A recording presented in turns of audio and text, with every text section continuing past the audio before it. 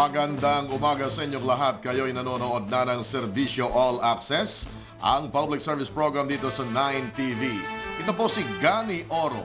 Ngayon ay araw ng Huwebes, September 25, 2014. Good morning, Ameline. Good morning, Gani, at good morning sa lahat ng ating mga taga-subaybay. Ako po si Ameline Veloso. Magkakasama po tayo ni Gani hanggang alas 12 ng tanghali ngayong araw na ito. At today, muli nating tatalakay ng usapin sa pangangalaga ng ating balat, kaya abangan ninyo ang aming guest na dermatologist. Nakakabilin din po natin ang isang physician para pag-usapan naman ang pagpapanatili ng magandang katawan. Yes, kasi dapat diba maganda kutis, maganda katawan, boys or girls, diba Gani? At dapat tama rin ang timbang, yung weight mo. Oo. Bubuksan din po natin ang ating programa sa iba pang mga komentaryo o problemang nais ninyong isangguni sa amin. Napapanood ang Serbisyo All Access sa lahat ng RPN Free TV channels sa Cebu, Davao, Zamboanga, Baguio at Bacolod. At bukod dito sa Free TV Channel 9, dinadala din ang ating programa ng iba't ibang cable operators, kabilang ng Sky Cable Destiny at Cable Link Channel 14 at Signal Channel 10. At meron din kaming live streaming sa www.9news.ph. At hindi lang po tayo sa TV at online mapapanood, tayo po ay mapapakinggan din sa lahat ng RPN radio station sa buong bansa. Sa DCBS Baguio, DZRL Batak, DZKI Iriga, DYKC Cebu, DYKB Bacolod, DXKS Surigao, DXKD Dipolog, DXKO Cagayan de Oro, DXKP Pagadian, DXKT Davao, DXDX General Santos. at sa DXXX Zamboanga.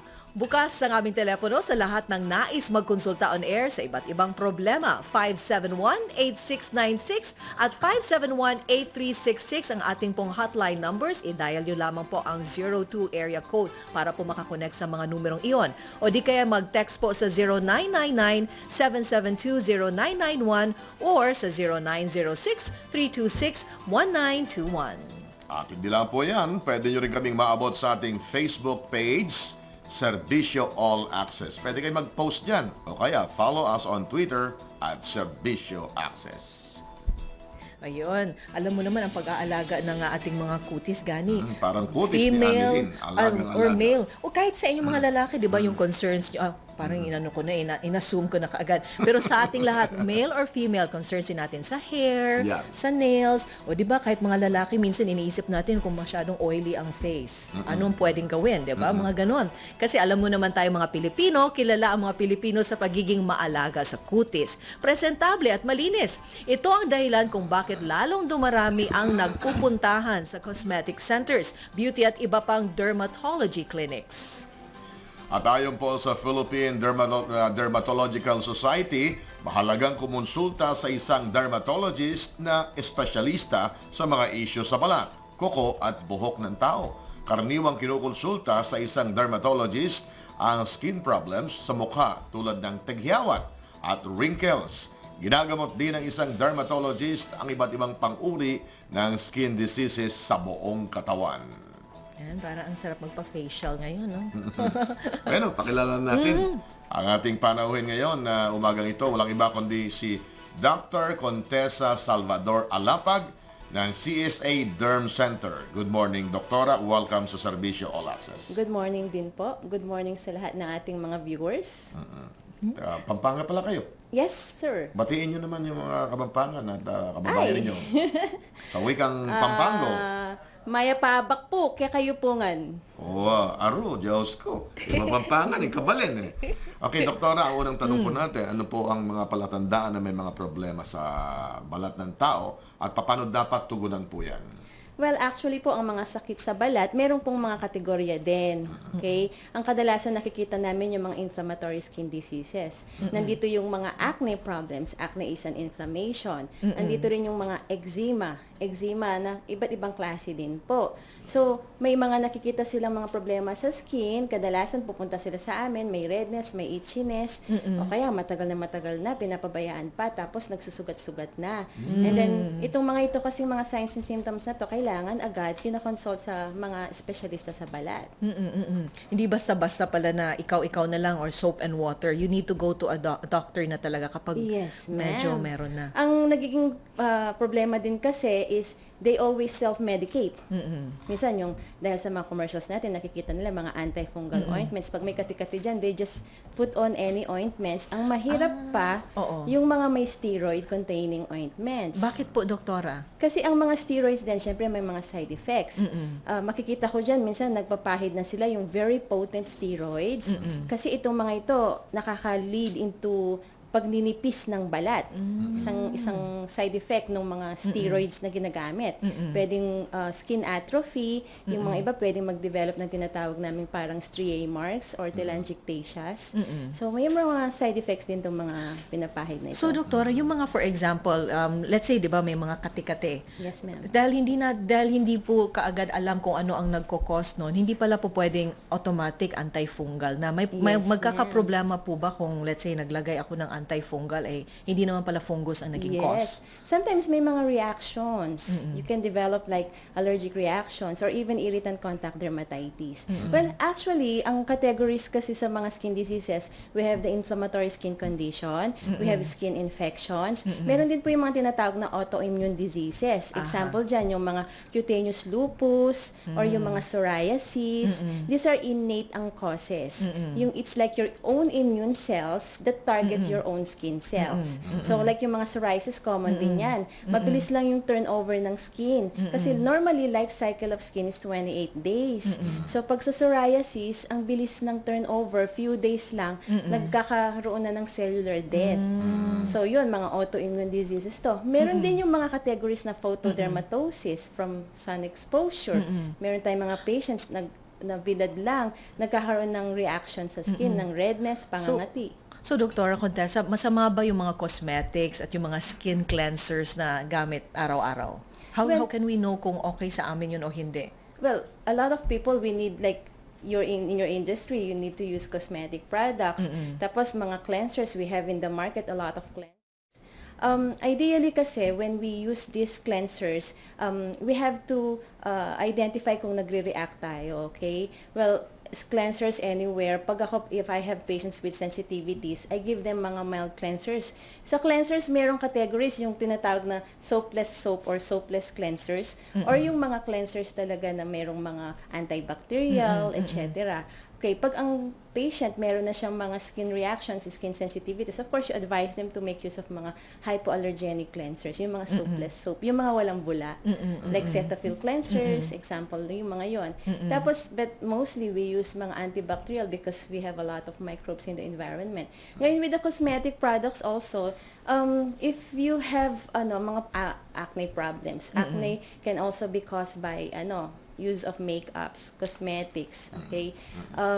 If you have that, of course, we advise them, avoid muna cosmetics Or yung mga irritant contact dermatitis. Pahingahin muna ang mukha. Exactly.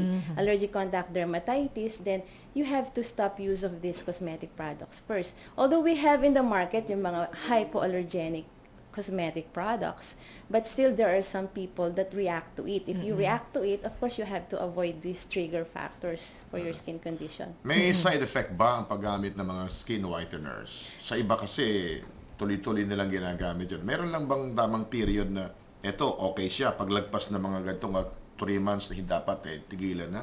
And then in the long run, may side effect po ba yan?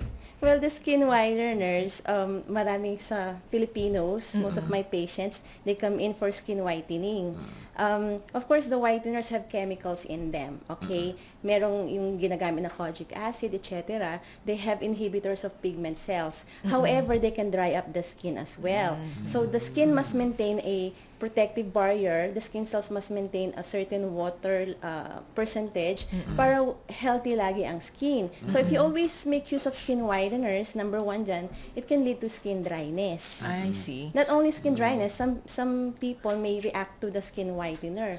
Like allergic contact dermatitis, irritant contact dermatitis, those are possible reactions to skin whiteners. Lahat po ba ng skin whiteners ganun ang reaction? Or paano yung iba na naghahalo din sila ng isang moisturizer? Pwede valid din ba yon? Kasi Yes. may nagtanong din dito, Yeah. ipasok ko na lang kasi it's the same question, si Baby Flores ng Las Piñas. Kasi she's Okay. asking kasi kung meron bang magandang skin whitener na There are pwedeng right now gamitin. skin whiteners combined with the moisturizer as well. So if you do a skin whitening, you must combine with moisturizing. The thing is, people are also mistaken with, oily na nga skin ko, bakit pa ako magmo-moisturize? Kasi iba po yung sa water content ng skin, iba naman yung oils. The oils are produced by the oil glands or the sebaceous glands. Yung skin cells natin has a certain water content na dapat maintained. Otherwise, it can lead to skin conditions.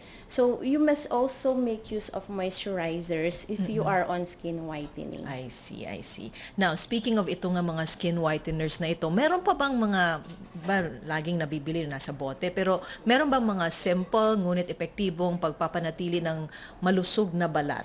Okay. A simple skin regimen na pwedeng magawa kahit si Gani na mismo. Yeah. May cautious ako sa balat ko. Ako, mas marami ka pala natang skin products kaysa sa akin. Itong balat ko, malasutla ito. Malawasot lang. Well, we go back to the basics. Ang number one that I advise my patient is to make use of sunblocks. Okay? Avoid sun exposure. Kasi this is the one that mainly triggers skin pigmentation or darkening of the skin. So, every day, whenever we go out, always put on sunblock, sunscreens para ma-prevent yung darkening din ng skin. Okay? So, yun yung basic. Malalaki man o mababae. Exactly. Okay. Even from ngayon, mga children, there are already sunblocks that children can use, especially when they go out, 'di ba, during summertime, okay? So every day you must put sunblocks. Sa skin cleansers, Dr. Contessa, anong pwede namin gawin? How do we know? Like for example, si Gani, usually ang mga guys kasi minsan they think yung soap lang okay na, Yeah. 'di ba? Okay lang ba 'yon yung bar soap sa mukha para sa Bar mga soap? lalaki? Hindi, may yung iba kasi para isa na lang, 'di ba? Papa, Yeah, yun, they usually Oo. make use of a lot Anong of pwede soaps sa in mga- the markets Oo. right now. Kasi I always tell my patients, yung any gentle cleanser you can use any gentle cleansers.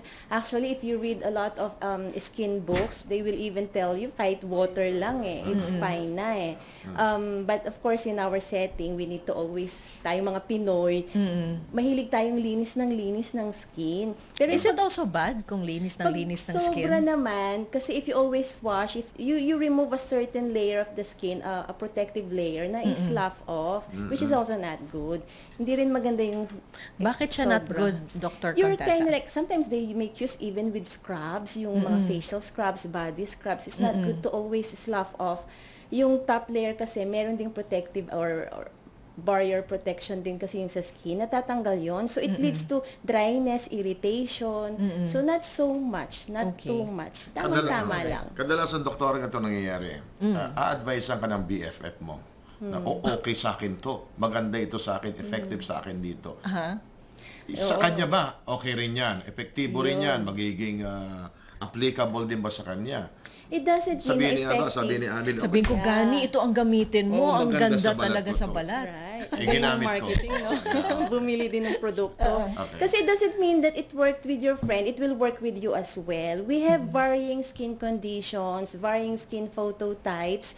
Kasi I have patients, ay sinabi ng friend ko, it's so beautiful, it made her Sa face kanya. beautiful. Sa kanya. Oo. But then with you, it might not work. Sa inyo, nalalaman nyo bilang mga dermatologist kung ano talaga ang ano. Yeah, paano namin matetest? testing. Kayo Oo. What's the best Yes. way to test a product Well, sa amin? actually, I always tell my patients, don't experiment on your skin, on your face. Kasi once na nagkaroon na ng reaction, kasi sometimes they buy something from the market, tapos nagpa-araw, and then they develop this pigmentation on both the cheeks. Sometimes irreversible na yung pigmentation. Oo. Ang hirap na sa amin na i-manage yon. So what we're telling them is, don't experiment. It doesn't mean na nag-work sa friend mo, gagamitin mo rin sa skin mo. It might lead to some, Victim ako irreversible niyan. Sorry. damage. Guilty ako niyan. Sige, kalimot. Mag-experiment ang face, di ba? Hindi naman yan for experimentation. So, For you to Oo. find out, kasi when you start with something mild, something gentle only, we don't need anything with yung masyadong maraming whitening, okay? Unless na lang, ito Doc, a different ano naman ang situation nitong si 9545. I bought a new pair of sandals and after wearing it for only a few days, the skin of my feet that is in contact with my sandals rubber strap developed a prickly heat-like rash. Yeah. Butlig. Is this contact dermatitis? After scratching them, they blistered. May allergy siya Yes. doon sa kwan. baka sa Exactly. That's what we rubber. call irritant contact dermatitis. Few days lang nung ginamit niya yung ano na yon, na footwear na yon. So that's definitely irritant contact dermatitis. It's under the category of the exogenous eczema. So you're reacting to the component nung footwear na yon. Baka fake yung sandals na yun. Minsan, may mga branded pero fake pala Yeah. tapos nakaka-irritate That's pala. right. Yung So mga dapat, materials na i-consult niya ginamit. Kaya kaagad. nalalaman niyo po yun kung nag-react siya doon sa Yes, fake. No? yes. So we see the dalawang bagay po yan. manifestations. Fake yung sandal o kaya fake yung foot niya. Yung feet. So immediately consult the physician para matreat kagad. Kasi kung may blisters na, that's something, Naku. baka may lead to superimposed infections. Pag kinamot Pwede mo nang yan, yun na. pumasok ang Yes. fungus din, ano? Kung Exactly, nakabukas na siya. fungal, Ay, bacterial, Butlig-butlig. etc. Diba? Yung blisters, parang pag pumutok yun, ako hapdi yun. Yes. Okay. Emma ng Caloocan, okay lang ba nalagyan ng kalamansi ang pimples? Yan. Pimples, kalamansi. That was, Kalamansi. Lagyan mo na ng toyo, suka, sili, sausawan na yun. Hindi, okay kalamansi, okay lang ba yun? Actually, there were questions na nga before na kalamansi daw ay na-apply sa pimple. Then, I always tell my patients kasi itong mga to, these are practices that have no scientific evidence kung makukure yung pimple. I don't advise them, I don't recommend kasi pwedeng mag-irritate, ma-worsen yung acne. It might lead to further inflammation eh. We have regimens for acne treatment, but do not use the calamansi. I don't recommend applying directly the calamansi. We have conditions of yung sa mga lime or calamansi or lemon, if they get exposed to the sun, it's what we call phytophotodermatosis. Magkaka-pigment. Nagre-react. Nagre-react. para kang nakula. No? Yeah, Parang that's na-bleach. Oo. Yeah. I guess so. So Talagang don't hindi lang do basta-basta that. So, mag-apply. magkakaroon ng discoloration. Isa pang Hindi, possibility nag-iiba yun. Kasi kasi. di ba when the acne will heal, di ba nagpipigment din, nagkakaroon ng post-inflammatory Either hyperpigmentation. mangitim siya o Or- maging maputi siya. Yes, o either lightening or darkening. Okay. Ito si 1926. Tanong ko lang po kung bakit pabalik-balik yung an-an. Pag ginamitan ko ng antifungal, nawawala naman. After 2 or 3 months, bumabalik siya. Paano ba talaga masugpo yung mga fungal infections? That's what we call tinea versicolor, ang an-an. Oo. So, actually, the fungal infections, we have a long-term management for fungal. Unlike with bacterial infections, 1-2 weeks, 3 weeks treatment, they get healed eh. But the fungal elements, they kind of like so deeply rooted into the dermis of the skin or epidermis. Kaya ang tagal ng management. We even give like 12-week period na topical antifungal. They should really go back to the doctor to further do tests or further management ng kanyang condition. It's what we call tinea versicolor. Sa mga pasyente ho ninyo, sa mga customers niyo, ano ang lapit sa inyo kagad? Gusto ko pumuti? O, kasi ba't ang Pilipino gustong magpaputi? That's my question also. Yung mga Kasi I Western stayed kwan in the- naman Gusto nilang maging yung mga darker puti skin. naman, yung mga white naman, gusto magpatan. Yes, they wanna do tanning. Tanning. Tapos tayo naman gusto tayong magpaputi. Ako when I stayed in California, I was looking for whitening lotions, whitening soaps. You don't Wala. find one in the market. Wala. Puro mga Magpatan tanning. Puro sila. tanning centers, and mga Hindi, tanning pero ano yan? treatments. Dito Talagang naman, gusto ng Pilipino talaga pumuti o gustong maging makinis lang ang balat? gusto nila daw maging maputi. Kasi when you're maputi daw, parang sabi na, not much of ayos-ayos, not much of mga accessories, you look so beautiful. Yun yung sinasabi nila. Kaya nga, most of my patients, I ask them, bakit gusto mong magpaputi? Kasi po, kahit simple lang, kahit naka-shirt jeans lang, pag maputi ka, you're so attractive, maganda ka. I think that's a Pinoy perception na mentality. yata Mas maraming yan. damit Oo. daw And ang the bumabagay. celebrities that they see kasi, di ba, laging ang commercials natin, whitening. So they kind of like, yun ang trend, yun ang gusto. Eh, bakit di pampakinis na lang kahit medyo Yeah, morena, pampakinis, morena, make the morena. texture Oo, basta smoother. maganda ang skin mo naman Oh, regardless of yes. your skin Basta color. pantay. Healthy skin, Kasi clear para mag-glow skin. ka, di ba? Yeah, that's Oo. right. O Okay. ito naman, ang kanyang problema ay yung mga scars. So ang tanong ni 0530, how do I get rid of shingles or chickenpox scars? Meron ba kaming pwedeng ipahid para finally matanggal na yung traces ng iyan? I see a lot of patients na scars ang concern nila. Then, we classify scars also depende sa kung anong klaseng scar. Kasi meron like, for example, yung from acne, yung mga scars nila, iba-iba rin. Oo. Meron kaming tinatawag na ice pick scars, back scars, rolling scars.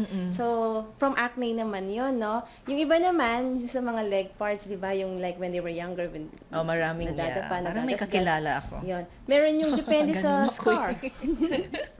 O si Yung mga pero scar, anong- depende. May atrophy, So, anong may pwedeng ilagay, Doc? hypertrophied. Na Actually, if you look all over the world na scar ointments, scar creams, Oo. scar gels, they don't really work. How about chemical peel? Pwede bang i-chemical peel na lang Kung ang scars? superficial yung mga scars, chemical peel might work. Minsan may mga scars na dark lang yung pigmentation lang. So you can make use of chemical peels. Right now we use also lasers. We can like fractional CO2 laser.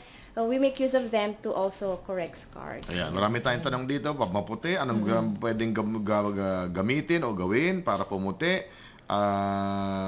Scars ng keloid. Ano ang cause at solution sa scars ng keloid? Mamaya-maya po ang acne ba maaaring lagyan ng astringent? Anong gamot ang pwedeng gamitin para mawala ang mabahong amoy sa anit dulot ng scalp psoriasis? Oo. Ayan. Psoriasis, okay. Oo. Naku. Mamaya, ito naman, galing naman sa text muna ni Dale mula sa Parañaque. Ano ang gagawin kapag dumarami ang sugat sa ulo ng bata? Ano ba itong causes naman? Ba't Sugat-sugat sa ulo? Initially kasi we really have to see the patient kasi what is the cause of the mga sugat-sugat doon sa scalp area. Kasi kadalasan we have to rule out some infections doon sa scalp area na yun Baka anong age nung bata, tapos pwede kasing baka may condition superimpose na may seborrheic dermatitis siya sa scalp, tapos